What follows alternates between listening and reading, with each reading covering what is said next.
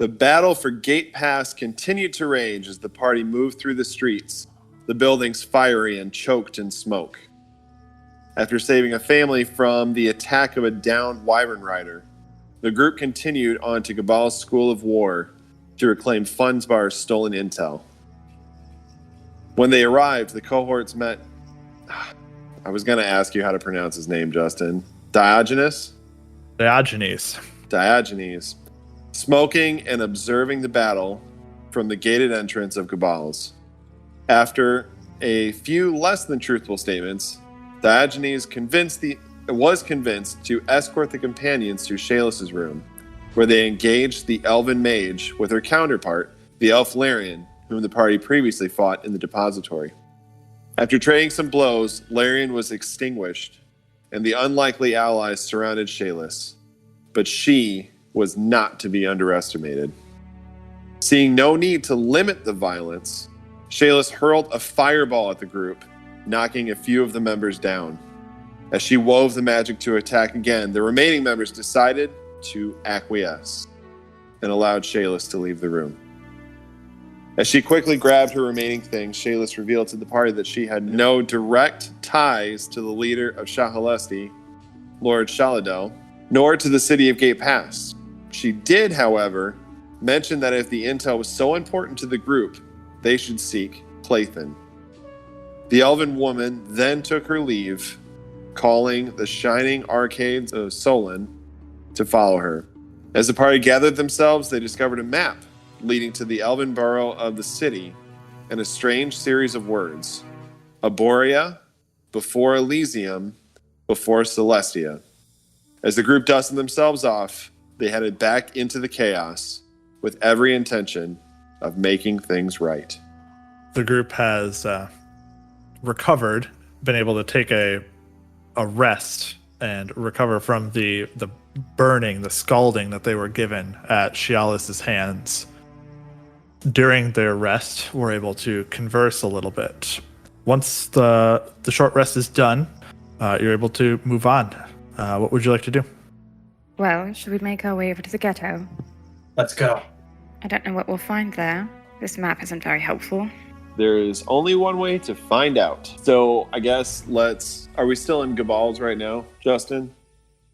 Okay. So let's make our way out, back out to the street. Okay. Diogenes will lead you the rest of the way back out again. The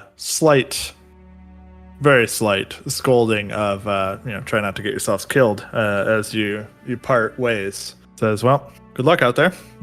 Hope you don't run into her again, but we've all got it coming one way or another. We'll see how this whole Inquisitor situation ends up panning out, but wish you the best. Hope at least one of you doesn't die. Well, thank you. That's rather promising. He shoos you out of the gate and into the city once more. City's starting to get quieter throughout this whole time, and I know you just spent a while resting back at the Gabal's school there. The aerial battle that was going on above is mostly quieted down. The night is beginning to grow quite long for each of you. It's beginning to go also quite quiet and cold as the winter air sweeps down through. About a mile down the road, kind of through the district, you make your way to one of the elven ghettos in the city. For the most part, the city is pretty open. Yeah, there's not really like any walls besides the gate districts and things like this. But you know that throughout the city, there are these small pockets where different races will tend to congregate. This particular one being Elvish. A large percentage of the elven populace in the city tends to reside within these little ghettos. The Elvish one is a little bit infamous throughout the city in that there's no actual openings, no doors, no arches, no easy way in or out of this walled compound, basically. And seemingly it's this way on purpose. Fortunately, since you have two elves in your party, both of you have found your way to this area in the past. You're able to kind of know how this situation works. And so without too much effort, you guys are able to find the triggering mechanisms that are hidden amongst the various carvings of celestial creatures and gods and myths and such. And these little triggering mechanisms that are hidden, you're able to flip them, and you can hear this ka-chunk from within the wall. A small section, about the size of a door basically, recesses back slightly so that you guys could push your way through. It's no longer barred. The rest of you, never seeing something like this before, would have had a much more difficult job of trying to find these locations. But fortunately, you got some insider information to get through yourself. We're here under the auspices of our elvish hosts. We'll be okay. I mean, I'm going to pull my hood over my head. Well, not quite hostile to non-elves. They are definitely Wary. wary, yeah. Well, fortunately, Rayland, even though the denizens of this ward might be a little bit on edge, just like the rest of Gate Pass, all are welcome. Easy for you to say. You're an elf. Well, and you are my friend. Mm. We will cover you just fine. I'll give him a big smile, and then I will go in first. I'll kind of look at Rayland and roll my eyes a little bit and turn and follow Jack in. Being somewhere between 1 and 2 in the morning, the ghetto itself is pretty quiet. And as you look around, it's filled with many trellises along the sides of buildings.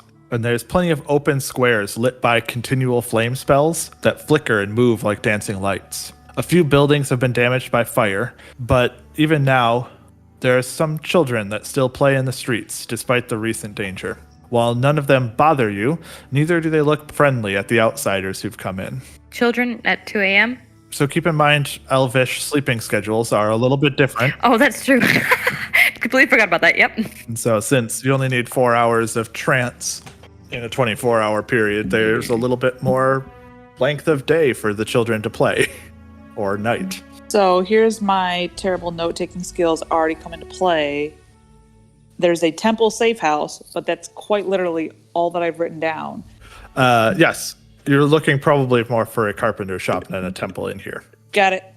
And do we know, based off of the map and our past travels here, where that might be? I mean, the map, while it is kind of not as detailed as you might have, loved to see, it's not like an atlas or anything like this, but from the door, there is a very clear path that is given to you to head towards this carpenter's shop, if you'd like Let's to. do that. Let's follow that.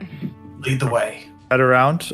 It's only a couple of minutes. I'm gonna stay pretty close on Jack or Myetharia's heels. I'm casting Vigilant Blessing on Myetharia. Bro, you said my turn was next. So you have advantage on Right. initiative. Advantage on. You did when we fought Shayla's. All right. You got it. Don't You got it remember because but- she said we're going alphabetical. Yep. You spend the next couple of minutes walking through the ghetto before you come to a 2-story brick building that appears to have curtains pulled at first glance. As you get closer, you realize that instead of curtains, they are wooden frames that are painted on to look like curtains instead and completely block sight inside. The chimney up above leaks smoke, but there seems to be no entrance to the building. In fact, the only creature you find is a simple rat rooting around for food, which quickly scurries away once noticed.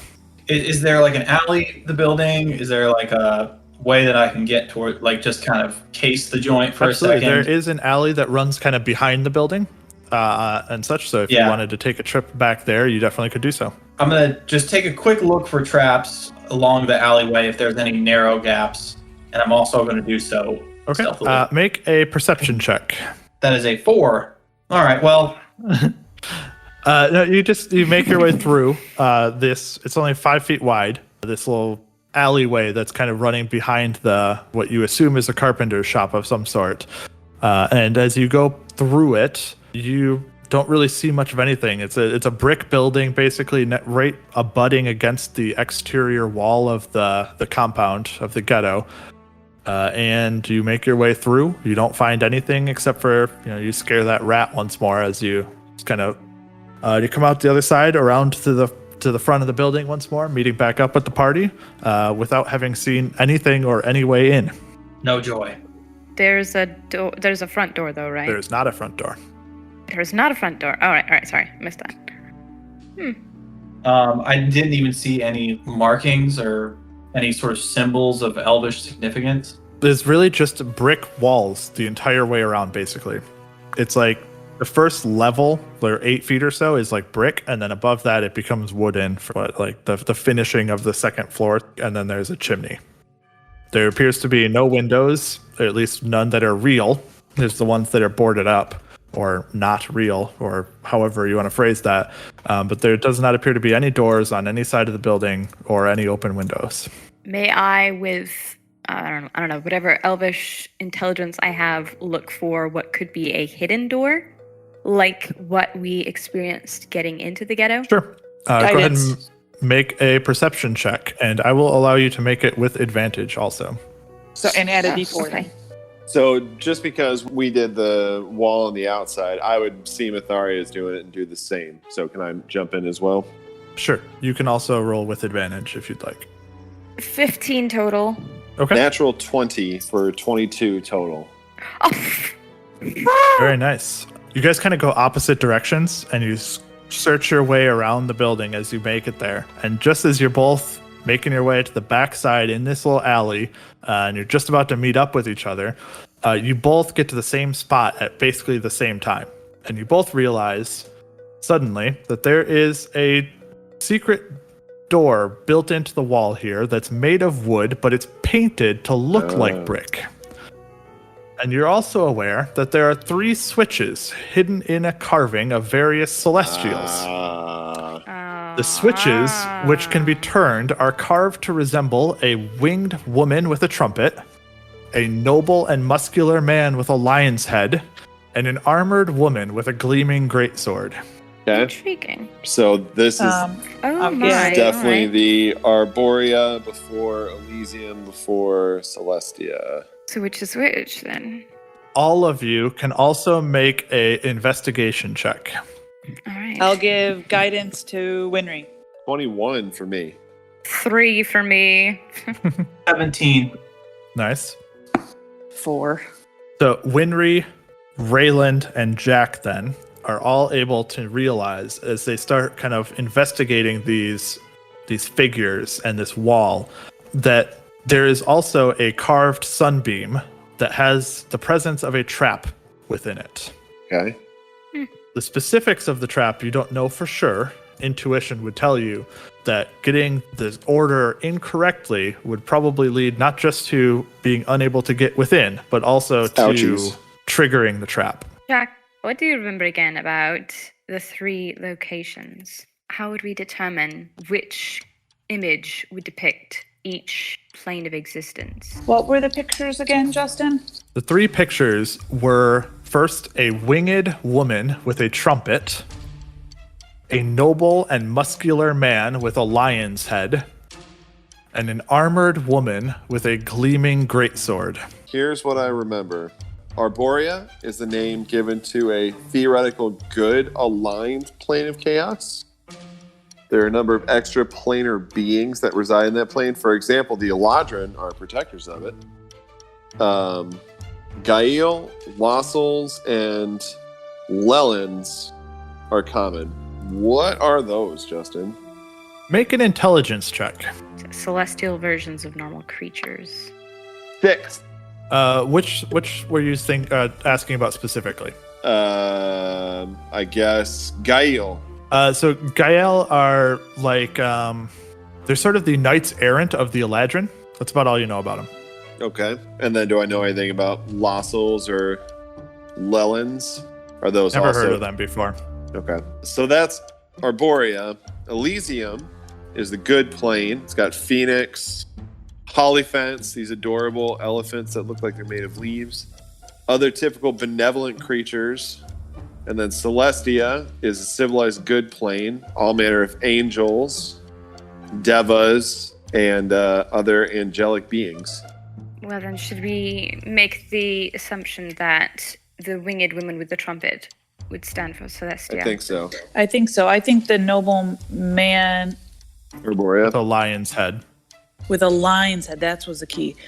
Noble and muscular man with the lion's head. So far, No, it sounds I like would say the armored one is... Okay, Celestia, that's what you guys said. Yes. No, the winged woman is Celestia. Right. Then we've got the muscular nobleman with the lion's head and the armored woman. It sounds sword. like Arborea has more to do with... The armored one. I think it has more to do with Protector. protectors, and also it sounds like humanoids, whereas Elysium sounds more like creatures. Things like potentially a man with a lion's head. That is what I was thinking as well. I So the agree. lion Any then objections is to this? Elysium. Yeah, so then Although I would say that Arborea is probably the one with the trumpet. that's initially what I was thinking. Why would you say that, Rayland? Because Celestia is probably the great sword. That's what I was angel. thinking.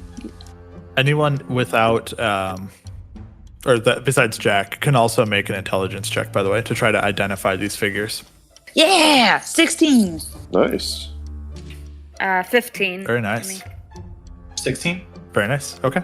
So, Bryn, you recognize the noble, muscular man with a lion's head. Very quickly jumps off the page to you, and you're like, "Oh, I've heard of these. This is a Lionel or a Leonel." You recognize them. Yep. Myetharia, you have also seen the winged woman with a trumpet. You can recognize very quickly as an archon, specifically a trumpet archon.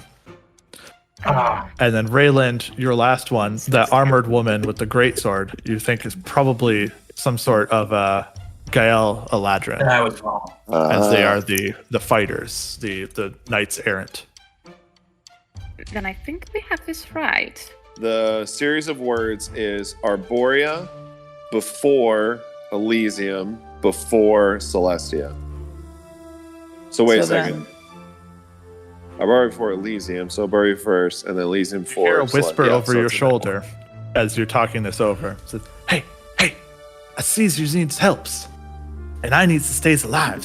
As such, feel we could help each others, yeah? Excuse me? I'd be willing to strike you all's a deal. Pardon? I lets you in, you gives me the case, yeah? Whatever's inside, you can keep. I don't care, but I get the case. Who is this speaking? You don't know. It's just a voice. Can I see anybody in the dark? Would you be so kind as to show yourself? I draw my short sword.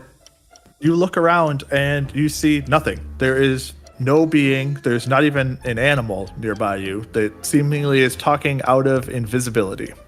Show yourself and we'll talk. So while they're looking around, I'm going to say out to the same voice, that sounds like a splendid deal. One hang up, what box are you referring to? I knows why you's here. There's only one reason to be here. It's for that case. And I need the case. You could keep what's inside. You can get it open, but I need the case. And why would you need the case, if I may be so bold as to ask? That's the job. A job that you can't quite refuse, you knows? I believe I understand. Well, why don't you show yourself first before we make any sort of deal? I don't know about stats, you know. I'm just not sure if I can trust someone who I can't even see. That's all. After a minute, out from kind of a nook and a cranny in a corner, you see a mid-sized looking rat basically just peek out from the corner and look up at you. Say, there, you sees me. Yeah, this is it. This is what you's got now. We got the deals Intriguing. now or no?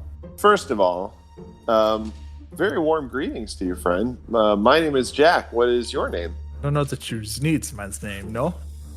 But Kurichek. You can call me Kurichek. Curry check? How about this? We deliver the case to the Lyceum, and they can agree to give it to you. Lyceum? That's no, way too far. No, I need the case now.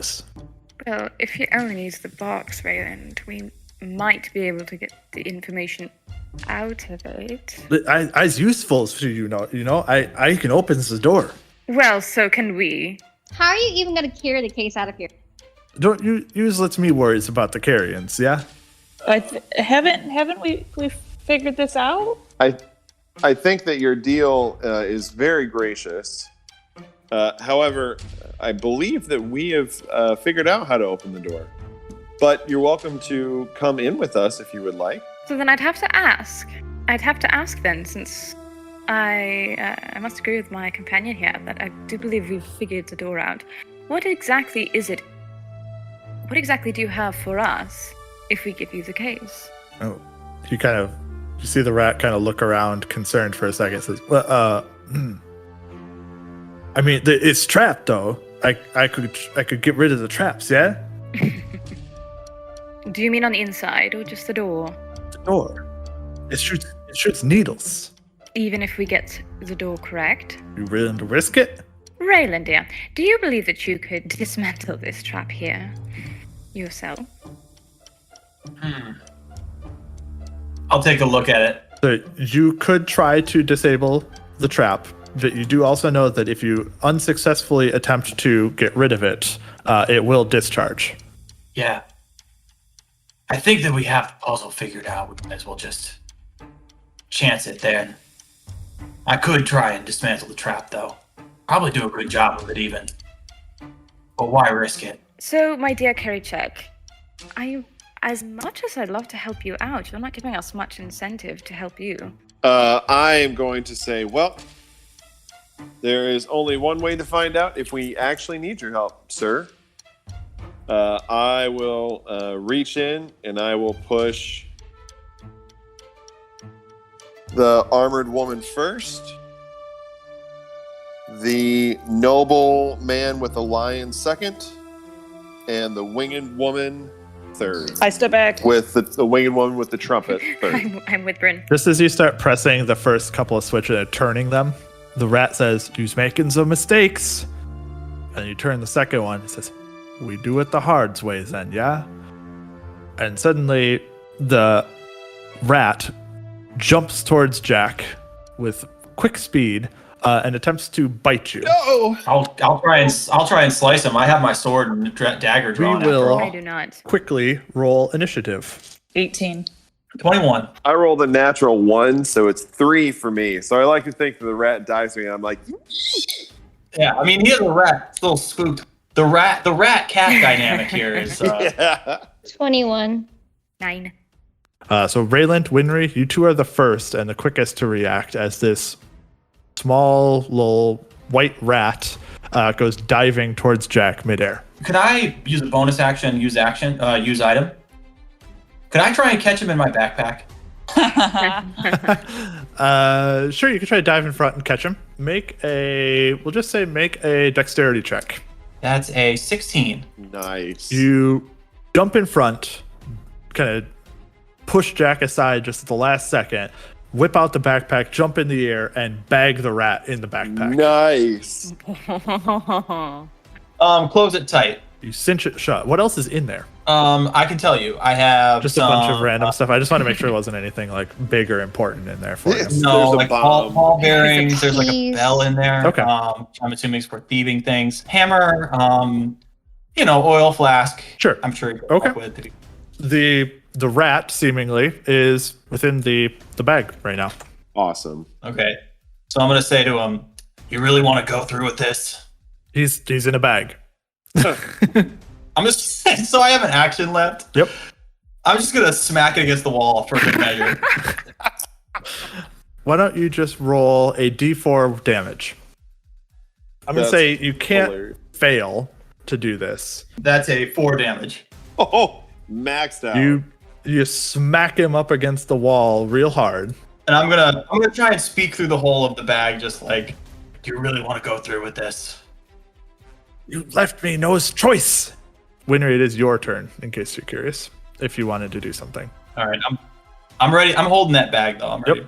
You got your Okay. face right next to the bag's opening, talking in. Great, cool. That sounds like a good. That seems like a good situation for me. I wish I hadn't. No. Okay. Bryn, is there anything you'd like to do? Already a sacred flame if he gets out. Okay.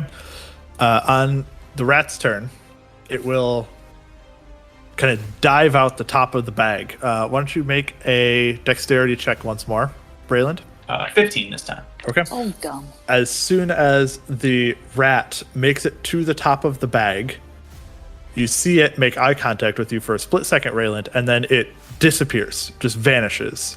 And as you close back up the bag's top around where it was, you feel like legs almost as it goes slipping off out of the bag. It says, "Bless you! You'll see me again!" You hear the of rat feet. I certainly hope so. This was a very interesting exchange. Did I see him running off? Nope, he was invisible. You hear the kind of foof, and then the flapping of wings. Still invisible, but something alighted, it seems, and took off. Wow. Well, that was kind of weird, huh? I have never been accosted by a rat before, but quick thinking, Rayland. That was quite impressive. Also, thank you. Did Rayland grunt? I couldn't hear anything, but I was assuming. Well then. And you finish up, and you turn the switch in the last one, the armored woman with the gleaming greatsword. You hear a click from within, and you tense for a split second. But nothing fires out. In fact, 2 sections right in front of you of this wooden piece seem to unlatch from each other and begin to kind of just drift slightly inwards as though you can now push them through. Say, great work, everyone. Myetharia, after you. Well then. I will lead us in then. Ladies first. What a gentleman. And I will... I'm giving Vigilant Blessing to Rayland. I will have my hand on my sword, though I will not draw it, and I will enter. I'll go in right behind Myetharia. And I'll be behind Jack. I'll go last. Oh, Winry's still there. You push open the door, like grand doors, but they're kind of small. So they're like 2-foot doors, basically, that swing each direction. So you push your way into a large room. It's about a 50-foot square room, dimly lit by a fire in the fireplace against the left wall. It fills the building with a modest warmth as well. Casting shadows throughout the room are nearly a dozen doors, propped up by metal frames, all of them looking unfinished. Tools hang around the walls, stacks of wood are piled beside the fireplace, and a sawdust covers the floor. It looks like the workshop of a carpenter who is obsessed with doors.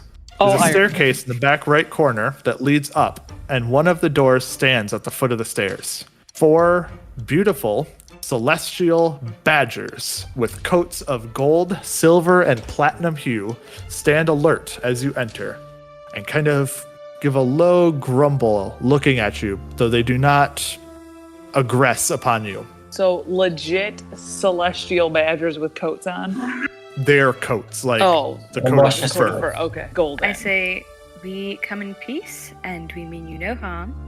We only come for information. They have not made any things that sound like words in your direction, though they kind of get the feel from your words that you might not be as threatening. As they kind of look you all over, they sniff a little bit and then sit back down on all fours, still looking alert and watching you, but allowing your presence. Did you say they're celestial badgers? You would guess so, just because they have coats in colors that are not normal.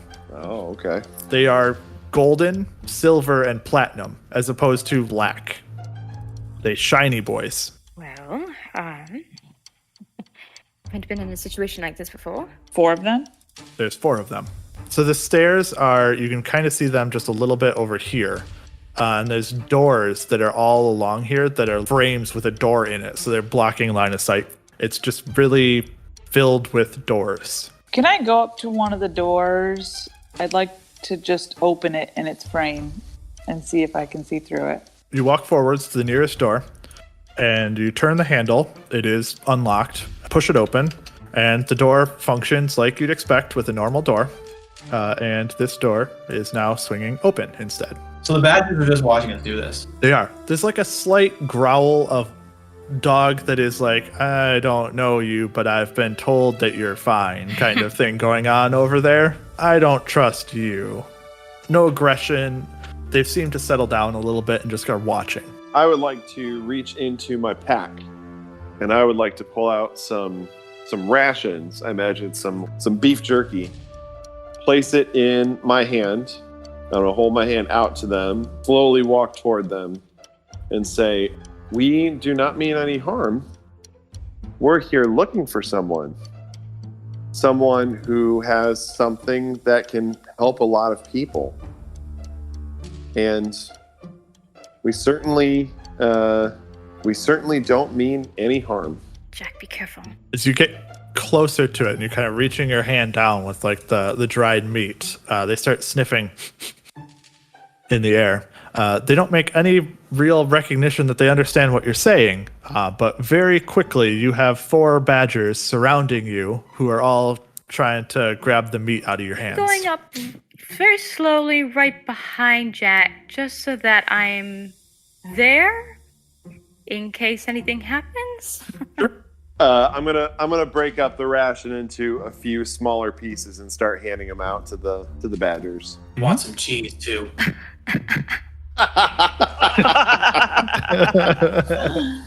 I hesitate for a moment, and Rayland says that, and then yes, I will pull out some of my cheese. I don't know if badgers actually like cheese or not, but I will cut a piece off. Jack, make an animal handling check, please, with advantage. Pre-game. 8. Okay. That was with advantage. I rolled a natural 1 and a 7. Oh. With a little bit of coaxing, you're able to get the badgers to tentatively snatch the ration, the dried meat, out of your hands and the cheese. And they kind of take it and they kind of move a couple of feet away and eat it while still watching you concerned, but accepting. So I'm going to stay there kind of next to them. I'll say to everyone else, I think I'm connecting with them. You guys look around. I'll keep them at bay. While they're doing that, I'm going to open another door. And you wanted to do something. Sure. The doors all open easily. They swing in their hinges and just look to be, as far as you can tell, completely ordinary doors. Okay. Can I go? Go ahead. No, go ahead. I'm wandering through the place. I'm going to be right there. I was going to go look up this stairs. Yeah, I'll be... If you're going through the stairs, I'm going to be looking through the doors. As you start making your way over to the other section over here, I know Rayland and Bryn were heading this direction. I'll pull Winry as well. You hear and almost see voices from above. Just a couple of voices, and they say, "Who is it?" Do all of us hear this, or just those 3 who are over there? Those 3 hear it better. You might be able to just hear that someone talked, at least, because it's relatively quiet in the place, but it's hard for you to make out exactly what happened, or like voices at all. It's just like a low, like stage whisper almost. I'll move, but I Female won't or go any male? closer. The one that spoke was a male voice. That's about all you could tell from it. Stage whisper to Jack. Jack, over here. I'll move away from the badgers towards the stairs, and I will say, "Greetings, friend. I know it is very late. We were sent here looking for Clayton. Is that you, perchance?" As you make your way across, the badgers do kind of follow you at a distance, kind of looking at you almost with expectant eyes as you do Awesome. so. You make it over to the other side, give a somewhat of a stage whisper back upstairs. They say, Clayton? Who's that? Seems we're not in the right place, but we're somewhere. I'm going to say, very quietly, say we're from Salus. You're with Cialis? Your voice is getting louder as it's talking. Really? I thought we were the only ones. No, she has friends in many places. My name is Jack. What is your name? Well, why don't you just come upstairs? We can talk. There are. I do not wish to alarm you, but there are badgers down here. Yeah, you've never seen them before? They're ours. I personally have not. No. Interesting. Well, we will make Okay. our way up and discuss further. They're not going to nip us or anything, right? They don't have an allergy to beef jerky. Not if you're not a devil or a demon. They can't see us, right? No, the door is closed. They're talking down through the rails, the banister rails. There's a little bit of vision, but very little. He's going to lightly hit the back of his knee, trying to make him a little off balance, like, shut up. Like the Becca Jackson. Yeah. All right, I take it, but I'm not going to take it as that. I'm going to take it as go ahead. So I'm just going to go upstairs. I was going to ask if the guy sounds like suspicious or like anxious, but I don't think I'm even going to try to hear it. I was welcomed upstairs. I'm going to head upstairs. Yeah, we'll follow though. The badgers kind of follow to the base of the stairs, and then they just sit there sadly a little bit as you guys make your way up to the top of the stairs. Here, I'm going to do this. I'll be the last one. Can I try and give one of the badgers a scritch? Make an animal handling check. Thank you, Justin. Proficient in it, so I get to add my proficiency bonus. 18. Nice. It looks quite pleased with you, and as you reach in for a little scritch behind the ear, it kind of leans in towards it and like kicks a foot slightly as you do it. Exactly. And so you found exactly the right spot that it was looking for. Good badger. It's cute. You make your way to the top of the stairs, get a moment to catch your bearings and look around. You are in a relatively Spartan room. Actually, a quite Spartan room. It has the sparsest of furnishings, just a pair of mats for the elves to presumably rest on. Both of these two people who are above are elves. There's one who is a male with slightly darker skin, but not like drow dark, just like a little darker. And then there's also a female who has much lighter complexion and hair to go along with it. Outside of that, like I said, there's a pair of mats that you presume for them to rest on. And there's a couple of shelves stocked with a little bit of food around. Not just is there like some meat and this sort of thing, but there is a couple of cheeses and various other items that you would look to for provisions. So, Chalice, huh? I thought we were the only people working with her. Well, she tends to be a bit cloak and dagger, as you may know. We were also not aware of you working with her either. What are you here for? Well, she got a hold of something that she intended to hand off to us. We were given a map to come here with the combination to the door. So I assumed that we were more or less waiting here for her. Has she arrived yet? Not tonight. I guess that's why the badgers liked you. Well, the male kind of walks just to the other side of that central pillar and scoots out from behind it a thick steel box, at least it looks like steel, that is etched with swirling patterns. And it is black as night as he pulls it out from behind the pillar. We've got the box, case, but she said for us to hold it until she got here. That would be the one. So I apologize. Clarification. Did she bring the box here earlier tonight, or it's been here? No, we did. Oh, that's right. I remember hearing about you too. From Larian.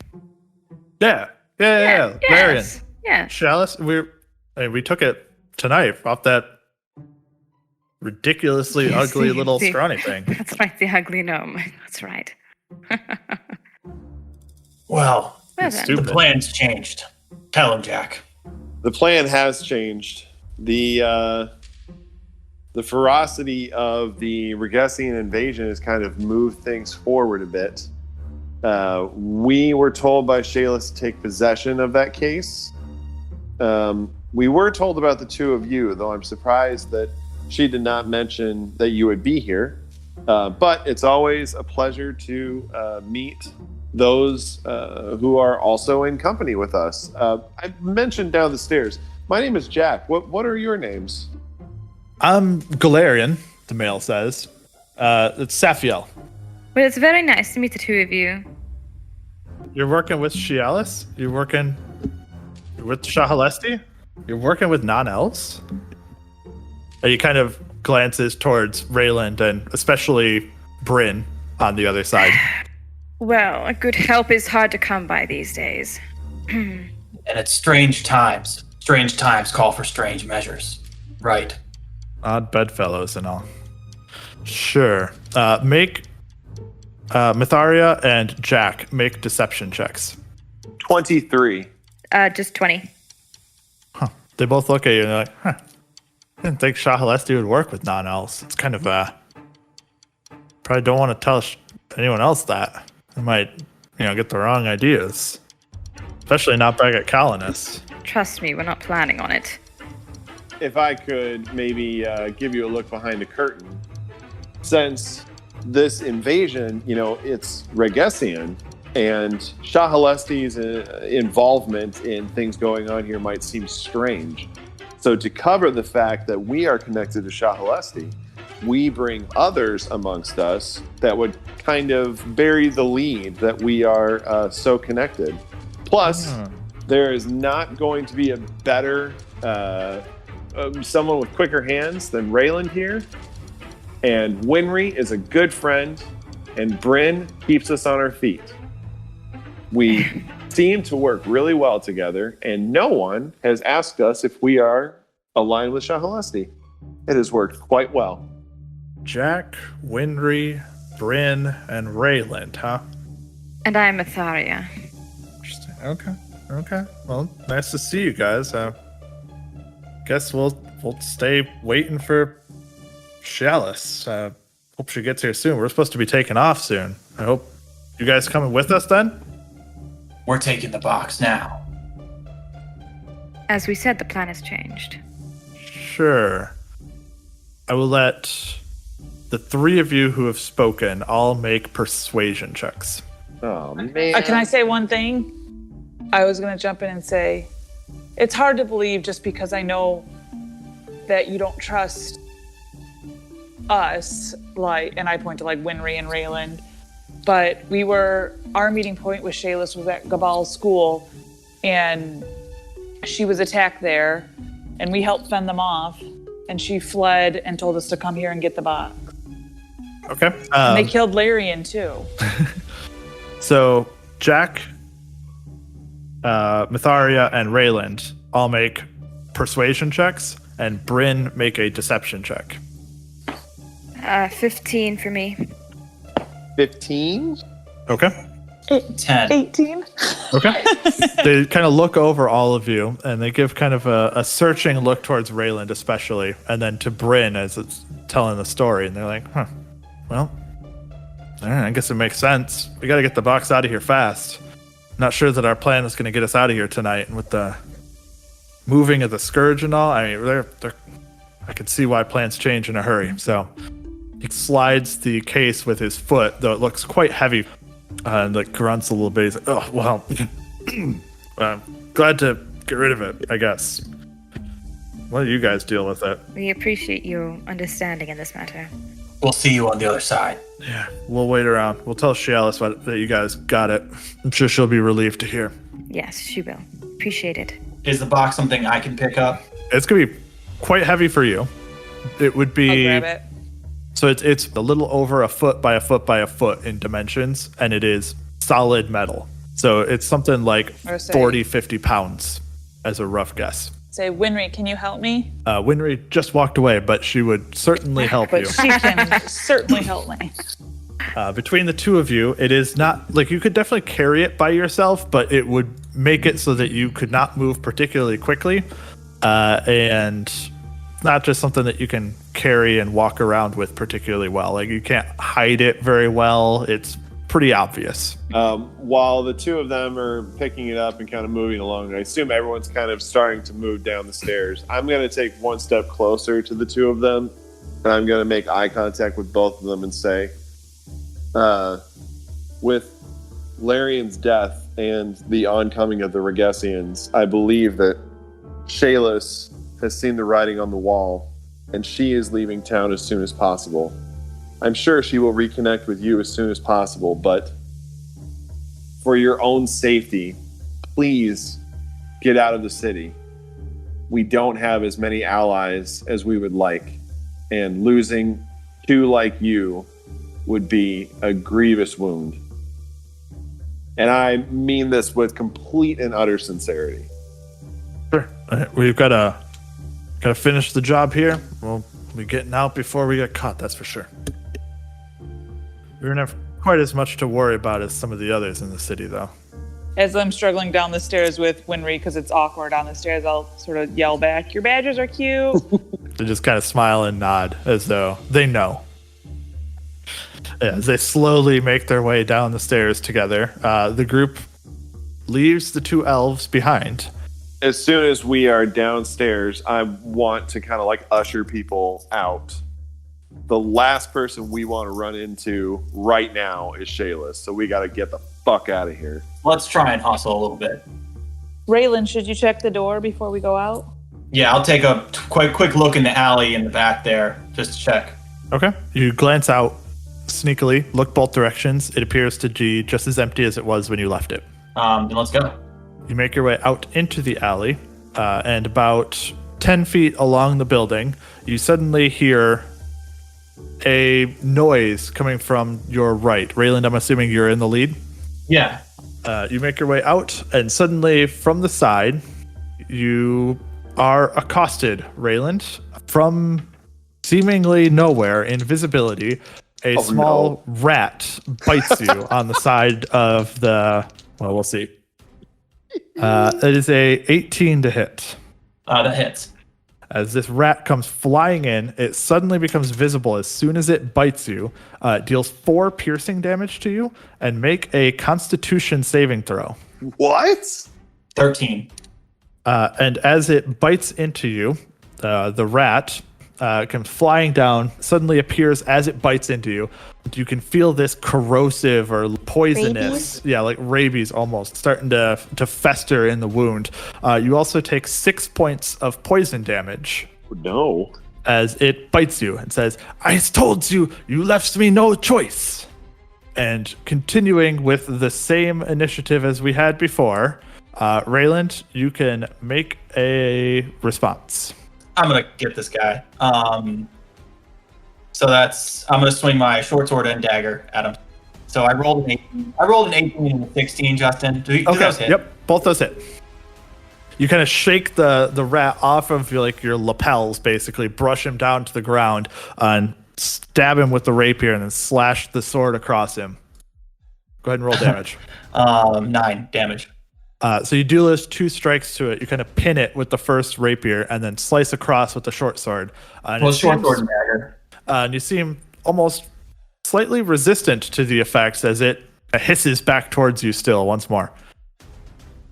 Winry, it is your turn. I'm going to kick at it. 14. 14 hits. Sick. You kind of punt it. It kind of flies up in the air. It still looks conscious as it makes eye contact with you as it's up in the air right in front of your face. I'm going to headbutt it.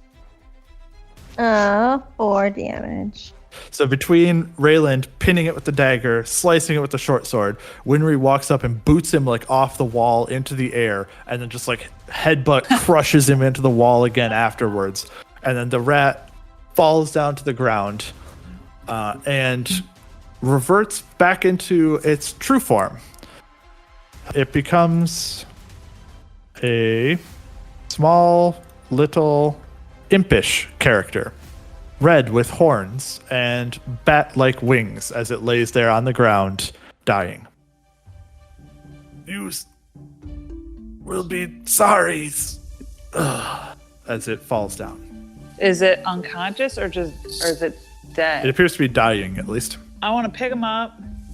Can I pick him up, stabilize him, and tie him up? Yeah, I mean, if you'd like to. Sure. I'll assist because that's what I was going to do too. Yeah. Technically, make a medicine check. We'll let you do it with advantage. Does it matter that I still have my healer's kit, or if I you don't want to my use a healer's kit? charge, you can. Sure. So you'd stabilize it instantly. He is sort of conscious at this point in time. It's going to take a couple hours for him to come back to consciousness, but it is That's just fine. alive at this point in time. Yeah, Perfect. he's alive. I'm and I gonna throw want him in to- my bag and tie it up. We're going to bring it. Yes, I want to bring him with. We're bringing him along. Let's go. Okay, if you're going to tie him up, then someone needs to cut rope or something similar. I have rope, and I have Rayland cut it with his sword. I'll volunteer to tie it up. Okay, Yeah. make a sleight of hand check. Shorten your rope by about 2 feet there, Bryn, then. Guidance. Yeah, so add a d4. Yeah, I added a D4. I rolled a 14. You are able to tie him up with relative success. And then you want to put him in your backpack. Throw him in my bag, tie that up. You have an imp with you. Yeah. Let's keep moving. In your backpack. While we're shaking off this ridiculousness, are the two ladies are still carrying it, Bryn and Winry? So while they're carrying it, I assume together, I'd like to walk up kind of next to them because we're moving our way out of here. While we're moving, I would like to kind of look over the box and see if it's straightforward or not to open, or if I can figure out a way to open it. I'm not going to yet, but I just want to see if I can figure it out. Make an arcana check. Oh my gosh, 24. Just by looking at it, there's no normal opening device that you can find on it. But you do also know that there's some way that this top comes off of the bottom half of it, so to speak. It's like a hinged box almost. It doesn't have accessible, obvious hinges that you can see, but somehow it's got to open. And you also know that it has been locked with some kind of arcane lock as well. So I don't think that I can open it right now. You would have to try to force it open. I don't want to do that.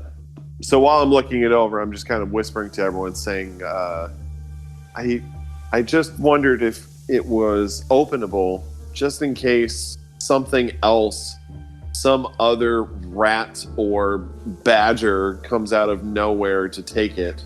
If we could open it and see what's inside, at least we would have the intelligence that Fundsbar was not allowed to speak of in our heads. But I think it's better for us to move this along and get it back to Torrent as soon as possible. Yes, we should meet her at the temple. You make your way out of the elven ghetto.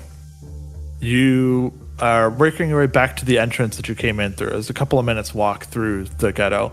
And as you're going through, you start to see the movement of a carried light in front of you.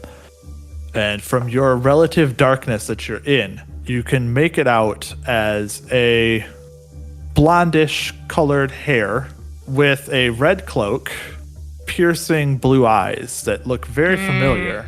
You see her gloves that are silver and shining out. She's walking through the ghetto towards the carpenter's shop. Shayless. All right, where do we hide? We dug.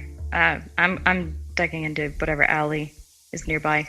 All of you go ahead and make a stealth check. That sucks so much. 9. Natural 20. Unnatural 20 here. 21.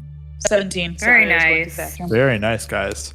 Everybody's making up for the Except road. for the rogue. Pretty silly, but all good. You quickly dive behind some nearby buildings and kind of take a more circuitous route back to where you were getting to, kind of going through some of the alleys in the back and staying off of the main road that it looks like she's walking through more. And you're able to avoid her on her way through this compound towards the carpenter's shop, and you make your way hurriedly through and out the door that you came through. After we're out of the ghetto, I would say, okay, I think we really should run now that we're past her. Yeah. It's hard, that was but a near I can miss. run with it. Let's meet up with Torrent and bite me. That's indeed. Quickly. As fast as we can run without dropping the case. Similar to the way to Gabal's school, you'd spend the next roughly 45 minutes or so walking and hurrying as much as you can carrying this case through the city streets in the near pitch dark of night. The main road, the Emelk Way, is well lit throughout the city, even at night. It takes you about 45 minutes to an hour to make it there. After that time, you are able to make it to the temple, a Aquiline Cross location. The temple, when you arrive, is packed. At least 100 nervous people, all squeezed into a 40-foot circular prayer chamber with a couple of adjacent rooms. Many of them are nervously relating rumors about how the battle at the main gates are going. Children's cry. Priests tend to numerous injuries from fire, from stampeding crowds, and from violent looters. On one side of the room is the familiar flash of white hair that signifies Torrent. You also find the very small and quite homely looking Bunsbar at her side. He appears to have been set up on a bench or a pew and is just kind of laying there, taking up a couple of feet of bench. He is resting and recovering from his ordeal. Torrent, Bunsbar, it is wonderful to see you both still well, but we are in a bit of a hurry. Torrent, it is time for us to move. We have the case. We need to get out of the city. And in a hurry, too, we have someone on our trail. Not immediately, but she will be looking for us. I understand, but I don't know that we should go right now. I think now might be the time to take stock of where we are and plan, not blindly rushing to the next event. Oh yeah, she didn't have a plan for it. We had to talk about it and figure it out. Is there someplace we can hide? We kind of didn't really do a great job tonight. How concerned are we? Do they know you're here? They don't know we're here, but they know our names. Does your name connect you here? No. It shouldn't. They know our description, and there's 100 people in here. Easier to hide. Anonymity, blend in. One of many. Right, but we're also putting all these lives in danger if they are led back to us in some way. And also, this box isn't really very anonymous. Yes, if we could at least hide the box somewhere, out of hand. Is there an antechamber or something? We'll talk to the priest when he comes back. He's one of us. She looks towards Myetharia and Rayland. He's one of us. But just we'll wait for him just a second. Jack is a little bit disappointed that she didn't look at Jack also. Like, oh man. Just on the inside of the main doors and kind of sitting up on one of the benches near the doorway, kind of sitting on the back of it, a dark-skinned and dark-haired young half-orc woman dressed in all black is playing what sounds like a depressing tune on a guitar. Jack, you quickly recognize it as a typical New Year's festival song, but it seems to have been redone in a minor key instead to make it more like a funeral march. You can start to hear also the grumbles and the annoyances of everyone else around in the place. A shout comes from these disgruntled and dispirited crowd saying, "Choose something more fun. We don't need this shit." Jack, dear. Which the woman replies, says, "Left my sheet music for me happy songs back where it all burned." And she keeps playing through, spreading the suffering for all who can hear. I'll see the disgruntledness and I'll say, well, this won't do. I'll take out my banjo, pluck a few notes. I will start to sing this New Year's tune as everyone else would know it, except I speed it up just a tiny bit. So I start just singing myself, and then I'll nudge Bryn and Winry and Myetharia, and I'll think to nudge Rayland, but I'll be like, no, I won't do that. And try to get everyone around singing the same song. Go ahead and make a dexterity check, assuming that you're proficient with the instrument. You can add your proficiency bonus. And you can make it with advantage for the friends that you have around you. While I'm singing, I'll go around and start trying to help bandage people up too. 13. Okay, still not bad. So you kind of, your fingers are a little bit rusty. I'm tired. After the night's work. You're kind of tired. Yeah. And you're kind of a little shaky from all the events that you've seen tonight. And so it takes you a minute to get kind of into the swing of things. But after a moment and feeling the music and getting more accustomed to the feel of the room, you begin to kind of drown out her depressing guitar noises with the happier, livelier music of your banjo. And after a couple of times through the main riff of the song, you start to kind of get people to join in and kind of clap along with you. After a few minutes of playing, you're able to kind of raise the spirits of the room. If I could jump in really quick, I kind of see that it's not affecting everyone. So, like, I want to finish the song, and then I want to switch into a different song. I know that Gate Pass has a history with Regessian occupation, and that even though there's still a statue to Coltung in the city, the people are proud to be independent and not overrun by the Regessians. I imagine that there is at least one or two kind of like rude or silly songs about Coltung and the Regessians that people would sing kind of to remember the people of Gate Pass pushing their invaders out. And so I'd like to transition into that song. It's a little bit more ridiculous and goofy than that. But you start to transition to a more fun song. It's a song that's less eloquently titled "The Dragon Who Choked on a Cow," but that's the song that you transition to in order to get the people lively and calming, like feeling good about themselves once again, despite the circumstances that they're in. As you kind of get people to start enjoying the song and having fun a little bit, you can see that the darkly clad half-orc girl just kind of rolls her eyes overly dramatically, gives up, and instead gets down off the back of her seat and just kind of curls up on the bench instead and begins to roll over and attempt to go to sleep instead. After a few minutes, the back doors open. Torrent will wave you towards them, start moving her way in that direction. The head priest, who is a human male, will step towards the group, especially with Jack, having seen him or heard him playing a little bit. Will say, "Thank you. Thank you for taking care of that. That was a situation that really could have gone awry." My pleasure. It is New Year's after all. Happy New Year. The man looks tired and haggard, but appreciative of your efforts to keep the people within this temple from panicking.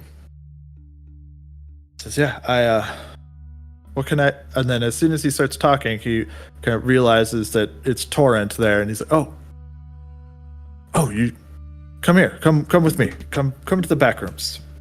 And he'll wave you in through the back doors and into one of the priest chambers in behind his office, basically. "You're back, Torrent. I didn't know if I would see you again. It is lovely as always." Says, "Likewise. The rest of these here, they work for me, or at least they are currently. They've acquired something for us, for all of us." She says it kind of knowingly. Says, "Be very helpful if we could keep it safe for a little bit while we figure out our next actions." Says, "Of course. Anyone with the resistance is welcome to use this space. You don't have any fear of it being taken or stolen or found by anyone. They wouldn't search the priesthood after all. Of course. Leave it with me. We will watch over it. And Torrent, you and your friend," he kind of awkwardly looks towards the gnome, "so you can stay here as well. You can guard it yourselves. I would not dare keep you from it." What is it, though?" Information. At least that's what we've been told. And I look pointedly toward Bitney. It is how we can save Gate Pass. Sounds perfect, I guess. Vague, but understandable. Come, I'll lead you below. He opens a smaller passage on the side that spiral staircases downwards into a small safe house that is below the temple. Amid shelves of whiskey and such items, there is a table that you'd think would be like a normal place for resistance members to meet. But there's no one else here currently. But here you can rest, have a place to hide, and to store your stuff if you would like, while figuring out what the next step of the journey is going to be. Perfect. I apologize. This is such a rushed proceeding. You know Torrent. My name is Jack. Very warm greetings to you. And these are my friends. What was your name, Sir Priest? Oh, of course. He reaches out to shake your hand and says, Buran Watcher. I'd offer you healing, but unfortunately I am quite tapped. There's been many to spread it around with tonight, unfortunately. We will be all right for the time being. I'm grateful for your offer, though. So it's a box He kind of points to what you guys are carrying. It's like, this is what is going to save us? Funsbar, would you like to fill us in? Shakes himself out of a nap stupor as he's wiping his eyes a little bit. He's like, yes, I mean, it is what I told you before. It's all the stuff I can't say, unfortunately. Yes, that's right. You've been bound to secrecy. Bound to not say a word about it. Convenient for us. So can you open this then, Funsbar? Yes, I could, yes. He walks up to it and he says, well, let me just over here. And he kind of reaches around it a little bit and you hear clicking and turning of gears. And then all of a sudden it, punk, pops open. There we go. Yes, there it is. He looks like he expected it, but it still startled him at the same time. I'm gonna try and look inside. Inside of this box, this black steel crate, or almost, is 2 inches on each side of steel, or of metal, potentially steel, that lines the entire length or width of the case. And in the middle of it is a book. Funsbar.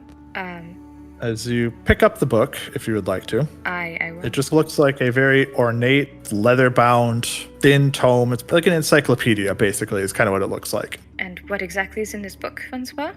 Are we allowed to open this? Or should we not? Can't say anymore. All right, then. I am going to open the book. You open the book, and inside you find a lot of writing. What languages do you speak? Common, Elvish, and Undercommon. Does anyone else want to look at it as well? I'm assuming you kind of pass it along if you don't know what it looks like. If I don't recognize it, yes, Sure. I will. So what languages does everyone have? Winry, do you want to look at the book too? Yeah. Orin, Common, and Infernal. You actually recognize some of the symbols in the book, and you realize that they are infernal alphabet, at least, although the way that they're written makes absolutely no sense, as though they are written in code as well. Unfortunately, you are unable to decipher how the code works, however, but you can still make an intelligence check if you would like. Okay. You kind of page through it quickly. The only things that you're really able to kind of glean from it is that there's some architectural drawings, and there's maps and stuff, bunch of buildings and locations that don't really mean anything to you. It looks like some of them are underground. That's about all you can pick out of it. There's notes and arrows and all sorts of stuff, but you can't read what they say, so it makes it really hard to figure out what anything is. It's a bunch of gibberish. Perfect. But it is big and voluminous. There's a lot of text here as well. Winry, do you recognize the language? The symbols, yeah, but it's coded. What language is it? Infernal? Oh, Winry, why do you know Infernal? that is a very good question. You meet people on the road. That teach you Infernal? Well, there's a lot of different interesting people in the circus business. I got someone over here who probably knows some Infernal. This is very true. We'll lightly kick the bag.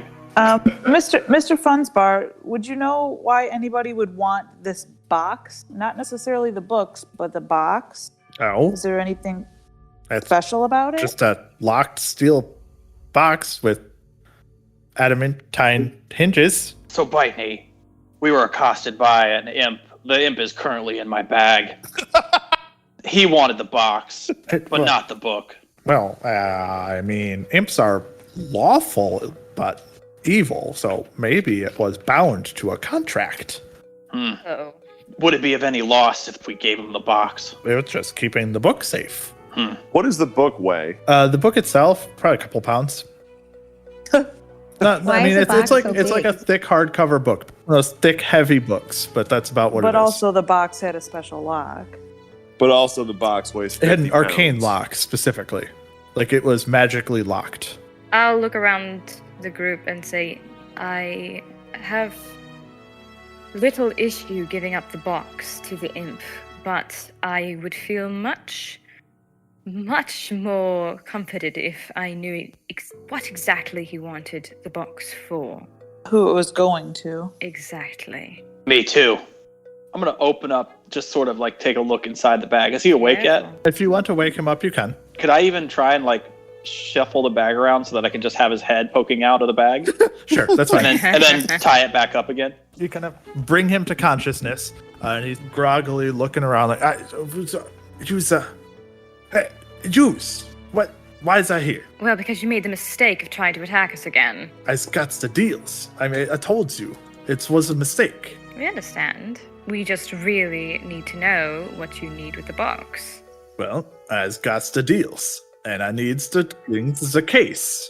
I don't need to bring what's in the case. They just said they wants the case. Why this case specifically? They gave me a deal. It's to bring the case. Listen, Imp, if you can't tell us, we're not giving it to you. We don't want this to come back to bite us in the ass, all right? What you wants me to say is, I needs the case to bring it back to the ones that made the deals with me. Who did you make the deal with? Some orcs guys. They told me they needed us to bring the case back. They didn't say nothing about what's inside the case. Where did you meet them? Where were you? What's that place? Ragu?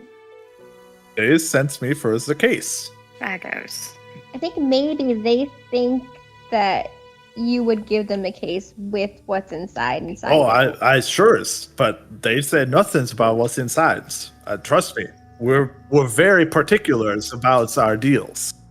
Knowing this information, I don't think I have too much of an issue giving him the box, as long as nobody else does. My thinking was that the case itself, while protecting the book, is rather cumbersome. And from my understanding, we need to move with swiftness.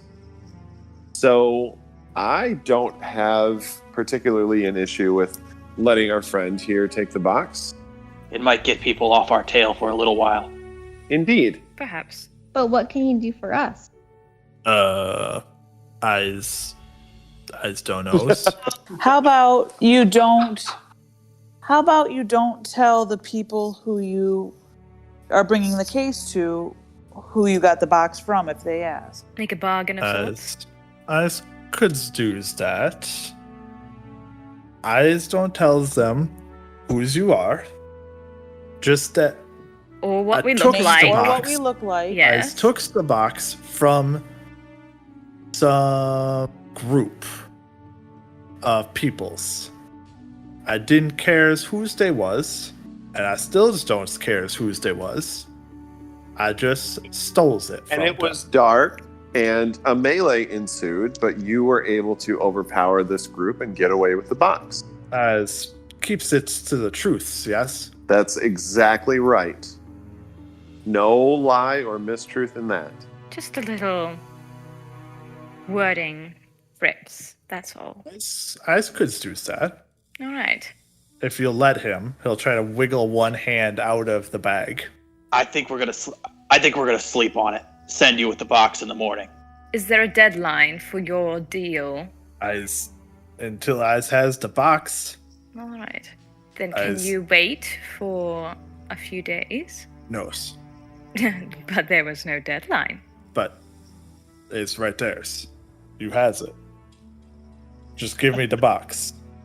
We's was has in the deals. That's how it works. You see, I don't feel entirely comfortable taking the book out of the box for a long period of time until we leave the city. And I'm not entirely sure how long will be till we can leave the city. Can you wait a few hours, Mr. Imp? Eyes waits till noons tomorrow. I stay in the bag till noons. Then, if no talkie, Eyes going get out the bag and takes the box. How are you gonna do that? You will find out. Why don't you just Why don't you just do that right now? We's deals in. What's you talking about? If you can get out and get the box, why We's don't you wants do me it now? to get out. I thought we was reaching an agreement. No, that is a very fair agreement. Let's reach that agreement. At noon, By the time struggles at the knot again, trying to get his arm out. At noon. It's like Very well. itching to get it free. Very well. No one shake his hand. Noon tomorrow, we will give you the box, only the box, and you will be on your way and not tell a single soul what we look like or who we are. Deal? He thinks about it for a split second. He says, noon's today's. Text You're me. going to be one of those, are you? Oh, yeah. Today. I can't wait till full days. In 10 hours, we will, Jeez. this bargain will be met. Sleeps. Zen. Eyes takes case. Fair. I will reach out and shake his hand. He's still struggling at the bag. I will reach into the bag, find his little imp hand, and shake it inside the bag. There's no room for that. I'll figure it out. He takes your hands and says, noons. Use gives case. Eyes leaves, tells no one's. Fair deal. You feel the shake and you feel the bindingness of it upon you. He lets it go and says, all's right. Now, time's for sleeps. And that is where we will leave things for tonight.